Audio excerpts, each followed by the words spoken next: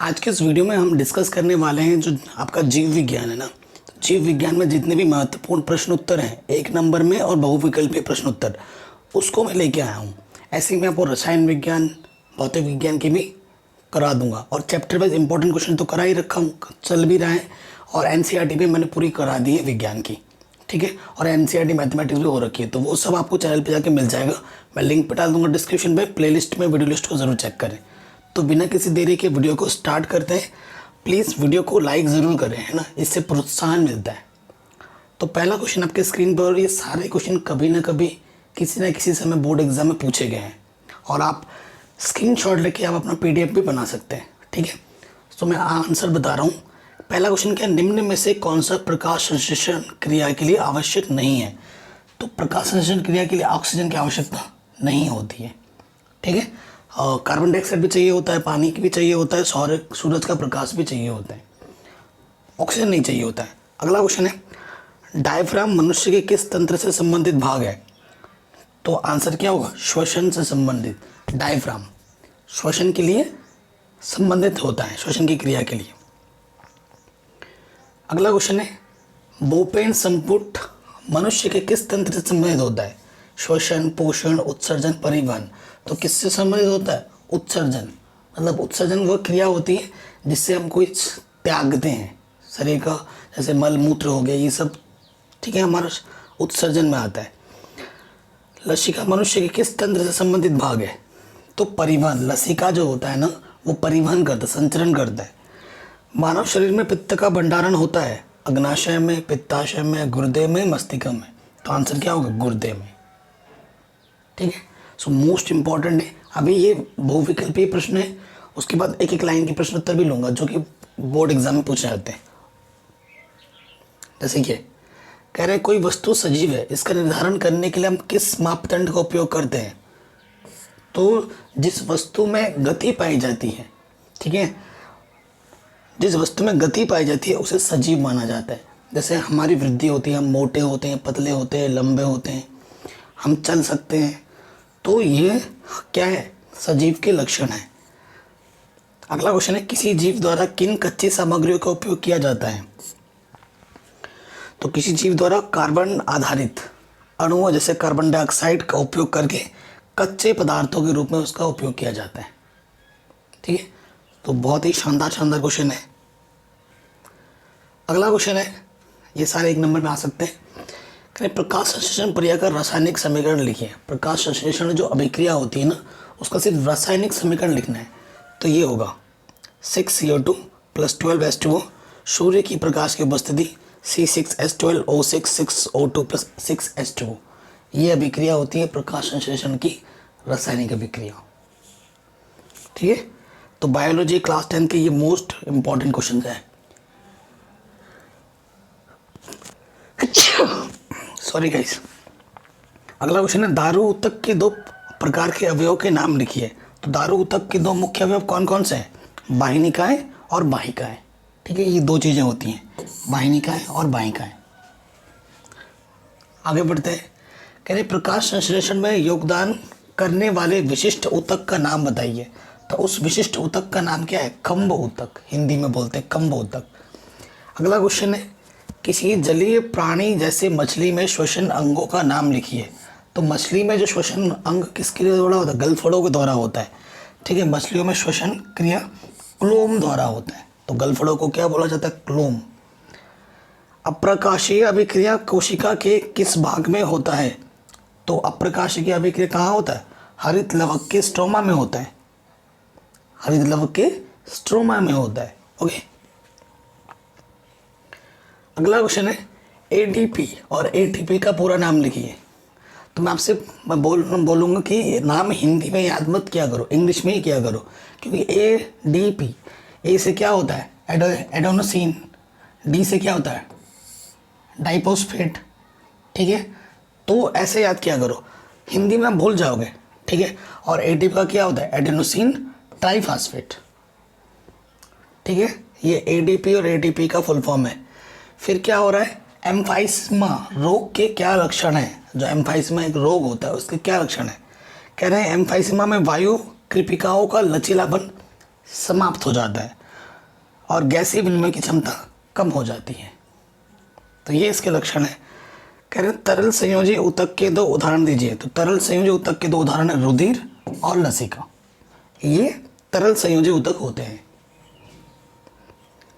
ठीक है, अगला क्वेश्चन है रुधिर। रुधिर जानते हैं ना, खून। कह रहे रुधिर के थक्का बनाने में कौन सी कणिकाएं भाग लेती हैं। तो रुधिर का थक्का बनाने में रक्त के जो प्लेटलेट्स होते हैं वो भाग लेते हैं थक्का बनाने में। अगला क्वेश्चन है लार जो होता है ना हमारे मुंह में, लार पानी पानी सा लचीला। कह रहे लार में पाए जाने वाले एंजाइम का नाम बताओ। कह रहे लार में पाए जाने वाले एंजाइम का जो नाम होता है ना वो एमाइलेसेस होता है, एमाइलेस। इसे टॉयलिन भी कहा जाता है। ठीक है, तो आप टॉयलिन लिख सकते हो, बोलने में आसान है। ईसीजी, ईसीजी देखा होगा ना, जब किसी हार्ट पेशेंट को ले जाते हैं तो यूं टू टू करता रहता है। तो ईसीजी का क्या कार्य है, ईसीजी क्या करता है। कह रहे ई का मतलब इलेक्ट्रोकार्डियोग्राफिक। ठीक है, ये हृदय स्पंदन की क्रिया का ग्राफी रिकॉर्डिंग करता है। जो हमारी हार्ट सर्कुलेट हो रही है ना तो उसको ग्राफी रूप में दिखाता है, ऐसे बढ़ रहा है, कम हो रहा है। ठीक है, तो इसे हृदय संबंधी रोगों का ज्ञान होता है कि अगर आपके उस ग्राफ को देख के हम पता लगा सकते हैं कि आपके हृदय में क्या कमी है, क्या, ठीक है, कौन सा रोग आपके में हो रहा है। तो हृदय की कमी को उसी तरीके से देख बताया जा सकता है। कह रहे रुधिर के सर्वदाता एवं सर्वग्राही वर्ग के नाम बताइए। सर्वदाता मतलब सभी को दे सकता है, ओ पॉजिटिव ओ, और सभी का ले सकता है वो क्या होता है, ए बी। ठीक है, सबको देने वाला ओ, सबका लेने वाला ए बी। प्रकाश संश्लेषण में पर्णहरिम की क्या भूमिका है। जो प्रकाश संश्लेषण की अभिक्रिया होती है तो उसमें पर्णहरिम की क्या भूमिका है। कह रहे प्रकाश संश्लेषण में पर्णहरिम ऊर्जा को ग्रहण करके इसका उपयोग कार्बन डाइऑक्साइड तथा जल से कार्बोहाइड्रेट्स के निर्माण में करता है। ठीक है, ये हो गया। ये सारे क्वेश्चन एक नंबर में इंपॉर्टेंट है। क्या कह रहे हैं वाष्पोत्सर्जन का कोई एक कार्य लिखिए। जो वाष्पोत्सर्जन अभिक्रिया होती है ना उसका कोई एक कार्य बताना है, और ये पूछा भी गया है। कह रहे वाष्पोत्सर्जन के कारण वाष्पोत्सर्जन संसर्जन तनाव उत्पन्न होता है जिसके कारण पौधों में रसारोहण होता है, और वाष्पोत्सर्जन के कारण पौधों में खनिज लवणों का वितरण होता है। तो ये इसकी मुख्य कार्य है। कह रहे हमारे शरीर में वसा का पाचन कहाँ होता है। हमारे शरीर में वसा का पाचन कहाँ होता है। कह रहे अमाशय तथा क्षुद्रांत्र में वसा का पाचन लाइपेजन की सहायता से होता है। लाइपेज एंजाइम वसा को वशीय अम्ल तथा ग्लिसरॉल में तोड़ देता है। बहुत ही शानदार क्वेश्चन है। ठीक है, आगे बढ़ते हैं। किस यंत्र की सहायता से रक्त दाब नापा जाता है। कौन सा ऐसा यंत्र है जिसके द्वारा आप ब्लड प्रेशर को मापते हो, है ना। तो नाम क्या होगा रक्तदाब का मापने का। जो नाम है ये थोड़ा सा अजीबोगरीब नाम है। देखो, स्फिगोमोमेनोमीटर की सहायता से नापा जाता है। तो बोलने से ज़्यादा लिखने की प्रैक्टिस कर लेना। जो बाघ होता है ना वो मांसाहारी होता है। कह रहे बाघ जैसे मांसाहारी की क्षुद्रांत छोटी क्यों होती है। इतना बड़ा बाघ है लेकिन उसका जो क्षुद्रांत है वो छोटा क्यों होता है। तो कह रहे मांसाहारी भोजन की प्रकृति प्राणी शरीर के अनुरूप होने के कारण, इनका पाचन शीघ्र हो जाने के कारण इनकी क्षुद्रांत छोटी होती हैं।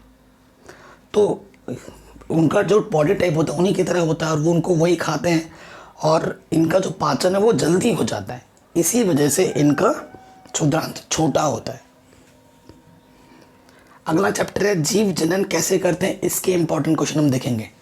ठीक है, सो अगला क्वेश्चन है पुरुष में शुक्राणु कहाँ बनते हैं। देखो, पुरुष में क्या होता है टेस्टोस्टेरोन, और लड़कियों में होता है एस्ट्रोजन। उन्हीं के कारण सारे पुरुषत्व और महिलात्व गुण को परिपक्वता होती है ना। आपने पढ़ा होगा। कह रहे पुरुष में शुक्राणु कहाँ बनते हैं। तो शुक्राणु कहाँ बनते हैं, वृषण। ठीक है, वृषण में बनता है शुक्राणु। 4 ऑप्शन दे रखा था कहाँ बनता है, तो आंसर होगा वृषण में बनता है। स्त्री में अंड का निषेचन कहाँ होता है, अंडाशय में, फैलोपियन में, गर्भाशय में, या फिर योनि में। तो आंसर क्या होगा, फैलोपियन नलिका में। फैलोपियन नलिका नहीं, ट्यूब्स वहाँ होता है। कह रहे स्त्री में आंतरिक चक्र पूर्ण होता है 14 दिन में, 21 दिन में, 28 दिन में, 80 दिन में। तो हर 28 दिन में एक चक्र, लगभग एक महीने में एक चक्र पूर्ण होता है। सो आंसर क्या होगा? 28 दिन में। यौन जनित रोग क्या है? डायरिया, मधुमेह, सिफिलिस, इनमें से कोई नहीं। तो आंसर होगा सिफिलिस। ठीक है, ये यौन जनित रोग होते हैं। अगला क्वेश्चन है, डीएनए की प्रतिकृति आवश्यक है। जो डीएनए आरएनए है ना, डीएनए क्या होता है पता ही होगा आपको। एक पीढ़ी से दूसरी पीढ़ी में हमारे जो पीढ़ीगत जो लक्षण होते हैं, गुणों का आदान प्रदान करता है। जैसे हमारी शक्ल हमारे मम्मी पापा से मिलती है, दादाजी से मिलती है, तो ये क्या है? ये डीएनए के गुण है। क्या डीएनए की प्रतिकृति क्या है? ठीक है, इसको बताना।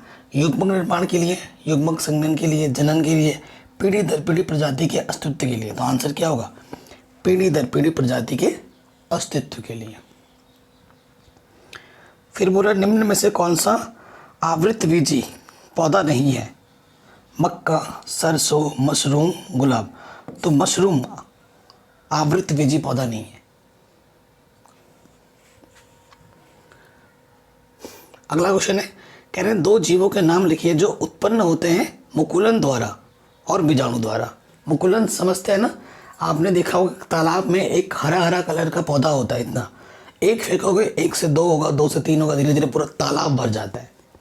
तो मुकुलन से मतलब एक ही चीज़ से भरने वाला चीज़, उसे मुकुलन बोला जाता है। तो मुकुलन द्वारा उत्पन्न जीव जैसे हाइड्रा हो गया, स्पंज हो गया, ठीक है ना। स्पंज भी जो हरा हरा ऐसे चिपका नहीं दीवार के साथ, उसे स्पंज कहेंगे।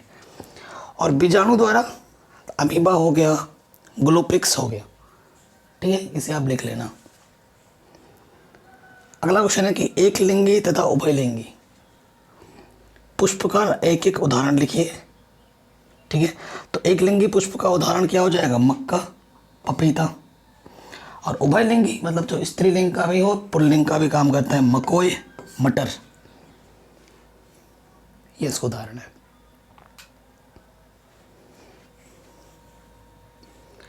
आगे आ जाते हैं, कह रहे हैं अनुमिल्य परागण किसे कहते हैं? कह रहे हैं जब पुष्प के बंद रहते हुए स्वपरागण की क्रिया होती है तो उसे अनुस्मिलीय परागण कहते हैं। जब पुष्प बंद है और फिर परागण हो रहा है, स्वपरागण हो रहा है, तो उसे क्या बोलेंगे? अनुस्मिलीय परागण। अगला क्वेश्चन है, सालिलिया में परागण किस माध्यम में होता है? तो कोट द्वारा होता है। ठीक है, किन्हीं दो जल परागित पुष्पों के नाम लिखिए। जल परागित पुष्पों के नाम क्या हो जाएंगे? वेलिस्नेरिया और हाइडेलिया। ठीक है, वेलिस्नेरिया और हाइडेलिया, ये दो नाम हो जाएंगे। अगला क्वेश्चन है भ्रूण। कह रहे वृक्ष पोष की कोशिकाएं किस प्रकार की कोशिकाएं के विभाजन से बनती है? तो स्वतंत्र केंद्र की कोशिका के विभाजन से बनती है। अगला क्वेश्चन है उभयलिंग पुष्प किसे कहते हैं? इसका एक उदाहरण दीजिए। देख रहे हो, तो आंसर क्या हो जाएगा? जब एक पुष्प में नर और मादा दोनों प्रकार के जननांग पाए जाते हैं तो उसे उभयलिंग कहते हैं, जैसे मकोय, जैसे मटर। ठीक है, सो ये इसके उदाहरण हो गए। अगला क्वेश्चन है स्तनधारियों में अंडाशय कहाँ स्थित होता है? स्तनधारी आपने देखा होगा जिनमें स्तन पाए जाते हैं। कह रहे स्तनधारियों में अंडाशय उदर गुहा वृक्क के पास स्थित होता है। उदर गुहा के जो वृक्क होते हैं ना, उनके पास स्थित होता है। कायिक प्रवर्धन द्वारा ठगाए जाने वाले दो पौधों के नाम लिखिए। ठगाए नहीं होगा, यहाँ लगाया जाने वाला होगा। ठीक है, उसने उल्टा लिख दिया है टाइपिंग में। सो क्या होगा? देखो, कायिक प्रवर्धन द्वारा, जैसे कायिक प्रवर्धन कैसे लगाया जाता है? जैसे किसी की टहनियों को काट काट के जब लगाया जाता है ना, कायिक प्रवर्धन द्वारा उगाए जाने वाले पौधे आलू हो गया, अदरक हो गया, काट काट के लगाया जाता है ना, गन्ना हो गया, गुलाब हो गया। ठीक है, तो ये सारे चीज़ें कायिक प्रवर्धन द्वारा बनाई जाती हैं, लगाई जाती हैं। कह रहे भारत की जनसंख्या वृद्धि की वर्तमान दर क्या है? तो जो भारत की जो जनसंख्या की वृद्धि दर है वो है 1.19% प्रति वर्ष, इतना बढ़ रहा है हर साल। कह रहे चिकित्सकीय गर्भाशय समापन को वैधता कब प्रदान की गई थी? तो सन 1972 में। ए कानूनी वैधता प्रदान की गई थी। ठीक है। पुंकेसर एवं स्त्रीकेसर दोनों युक्त पुष्प कहाँ क्या कहलाते हैं? तो उभयलिंगी कहलाते हैं। जैसे स्त्रीकेसर और पुंकेसर दोनों के गुण हो उसे हम क्या बोलते हैं? उभयलिंगी पुष्प। कह रहे गर्भ निरोधक गोलियों में कौन सा हार्मोन पाया जाता है? जो गर्भ निरोधक गोलियां होती हैं जिनसे बच्चे बेबी नहीं होते उनमें कौन सा हार्मोन पाया जाता है? कह रहे हैं गर्भ निरोधक गोलियों में एस्ट्रोजन तथा प्रोजेस्टेरॉन हार्मोन निश्चित मात्रा में पाए जाते हैं। यौन संचारित 2 रोगों के नाम लिखिए। सिफिलिस पहले ही बोल चुके थे, और गोनोरिया, ये 2 नाम है। पुंकेसर एवं स्त्रीकेसर दोनों युक्त पुष्प क्या कहलाते हैं? उभयलिंगी पुष्प कहलाते हैं, है ना। ये तो हो चुका है। अगला चैप्टर आता है आनुवंशिकता एवं जैव विकास। इसके हम देखेंगे अब हम MCQs, बहुविकल्पीय प्रश्न। अब आनुवंशिकता में जो लैमार्कवाद है ना, जिन्होंने मटर का एक्सपेरिमेंट किया था, उस पर क्वेश्चन बहुत पूछा जाता है। कह रहे शुद्ध लंबे, जो बहुत लंबे हैं पूरा और शुद्ध बौने जो एकदम छोटे हैं, मटर के पौधों में संकरण कराने पर F2 पीढ़ी में उत्पन्न शुद्ध लंबे, संकर लंबे तथा शुद्ध बौने का अनुपात क्या होता है? 1:2:1 का होता है। कह रहे लाल सफ़ेद पुष्प वाले शुद्ध पौधों में मध्य संकरण कराने पर किस प्रकार के पौधे प्राप्त होंगे? ठीक है, लाल सफ़ेद, तो आंसर क्या होगा? सभी लाल पुष्प वाले होंगे, क्योंकि लाल को कराया गया है। अगला क्वेश्चन है मेंडल के एक प्रयोग में गोल पीले बीज वाले पौधे तथा झुर्रीदार हरे बीज वाले पौधों के मध्य संकरण कराने पर 50% गोल हरे तथा 50% गोल पीले बीज होते हैं, तो गोल पीले बीज वाले पौधों की रीजीन संरचना क्या होगी? ठीक है, ये लिखा हुआ है तो क्या होगी? RRYY। मतलब R का मतलब रेड और Y का मतलब येलो है यहाँ से। कह रहे स्त्री के अंडाणु का निषेचन 22+Y गुणसूत्र वाले शुक्राणु से होता है, तो संतति के गुणसूत्र संरचना क्या होगी? देखो, गुणसूत्र जो होता है वो 23 होता है, लड़कियों के पास 23 होता है, बॉयज़ के पास तो 22 उनके पास और 22 हमारे सेम होते हैं। ठीक है, एक एक गुणसूत्र का डिफरेंस होता है, तो 22 लड़की का हो गया, 22 लड़कों का हो गया, तो 22 और 22 44। ठीक है, और लड़कियों के पास फिक्स होता है। लड़कियों के पास क्या होता है? फिक्स, XX फिक्स होता है। लड़कों का बदलता है X और Y। ठीक है, तो संतति की गुणसूत्र संरचना क्या होगी? वो Y है और ये X है, तो ये चीज़ हो जाएगा। ठीक है, क्रिस क्रॉस वंशागति किसे कहते हैं? Criss cross.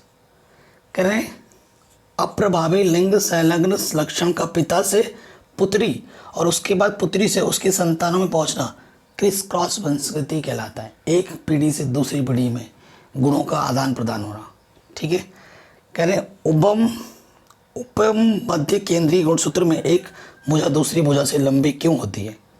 कह रहे उपमध्य केंद्रीय गुणसूत्र में स्टोमियर, देखो सेंट्रोमियर के एक सिरे की ओर होने से भुजा छोटी तथा दूसरी भुजा लंबी होती है, ये इसका कारण है। अगला क्वेश्चन पूछा गया है 2012 में, उस पादप का नाम लिखिए जिस पर मेंडल ने प्रयोग किया था। तो किससे प्रयोग किया था? मटर में। बहुत ही आसान है। अगला क्वेश्चन है गुणसूत्र परिकल्पना किसने प्रस्तुत की थी?